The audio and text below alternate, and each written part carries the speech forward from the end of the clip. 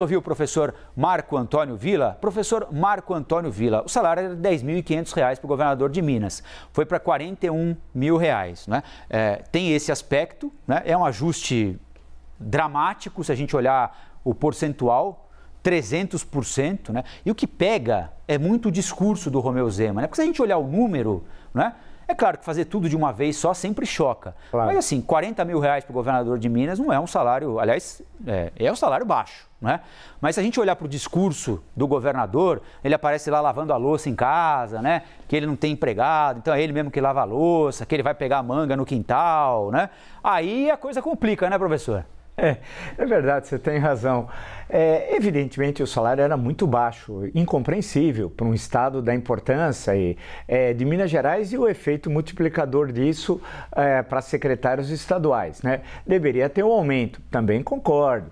Agora não de 300%, né? Aí é assustador. Eu queria ver como no campo do Novo, do partido e no liberalismo, que é um liberalismo muito frouxo, muito tímido, cor-de-rosa. Liberalismo mesmo não é, no sentido clássico, no sentido brasileiro, inclusive, né?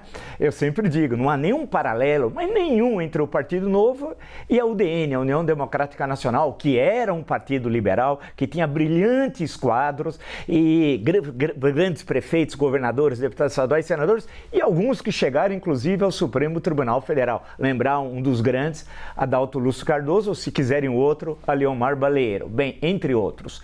Então, fica uma situação que os políticos constroem uma persona, explicando a quem nos acompanha, é como se fosse num teatro, cada vez eles representam um papel, nós estamos assistindo, mas nós temos um poder importante, que é a vaia ou o aplauso, que se materializa no voto. Né?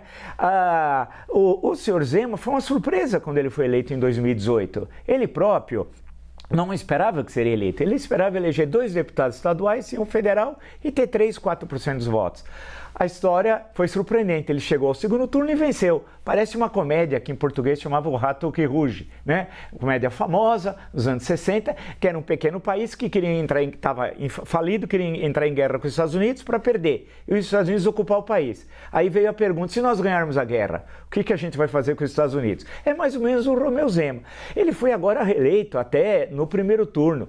Eu não acompanhei para e passo a sua administração, sei que para ser correto, a situação financeira que ele encontrou era muito difícil, deixada pelo governador anterior, de um estado tão importante como era Minas Gerais. Ele teve de enfrentar, portanto, uma herança, essa sim, uma herança maldita.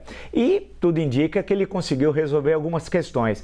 Mas nada contra ele, eu até conheço, viu? Tomei um café com ele aqui em São Paulo, ali na Oscar Freire com a Adalto, para ser preciso, nem existe mais aquele café. Nós batemos um papo e tal. Mas não é que eu queira pretensão minha, eu queria que deixasse... É que os políticos mineiros que eu conheci historicamente, não pessoalmente, infelizmente eu gostaria de conhecê-los pessoalmente, como Milton Campos, como Tancredo Neves, como Magalhães Pinto, Benedito Valadares... Afonso Arinos, que a família é mineira, mas fez política no Rio de Janeiro. Eu estou falando de pessoas que eram muito grandes. E o Romeu Zema, com todo o respeito, não quero que entenda, data vênia, como diriam os advogados, ele não está à altura das tradições políticas de Minas Gerais. Assim como o senhor Cláudio Castro no Rio de Janeiro, e com todo respeito ao governador de São Paulo, com todo respeito, também aqui em São Paulo. O triângulo de ferro da política brasileira, que já teve na eleição de 82 e concluindo, na primeira eleição, depois de 20 anos, hein? 82, teve Tancredo Neves em Minas Gerais, Franco Montoro em São Paulo e Leonel Brizola no Rio de Janeiro. Agora tem Tarcísio, Cláudio Castro e Romeu Zema. Convenhamos, com todo respeito aos vivos, os mortos eram muito melhores que os vivos.